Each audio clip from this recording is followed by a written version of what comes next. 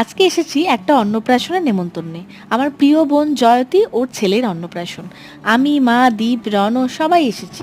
জয়তী আসলে আমার বোনের বান্ধবী। বোন যদি বর্ধমানে থাকতো তাহলে আজকে অবশ্যই আসতো আমাদের সাথে। এই হলো মিষ্টি জয়তী আর ওর ছেলে। ভীষণ কোলে নিতে ইচ্ছা করছিল মিষ্টিটাকে, কিন্তু সবাই এত কোলে নিচ্ছে বলে ও ঘাবড়ে গিয়েছিল। তার সাথে দেখা হলো প্রচুর বন্ধু বান্ধবী, বোন, দাদা, দিদিদের সাথে। এটা হলো ছেলের মাসিমণি এবং আমার বান্ধবীও। ও আমি কি পরেছি সেটাই তো দেখায়নি।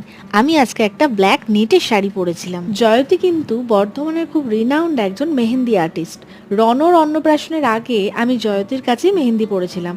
তোমরা অবশ্যই আমার ভ্লগে ওকে দেখে থাকবে। এরপরে আমরা চলে গেলাম ডিনার করতে। ওখানে গিয়ে দেখলাম দুরকম সিস্টেম রয়েছে, একটা বুফে সিস্টেম আর একটা হচ্ছে তুমি বসেও খেতে পারো।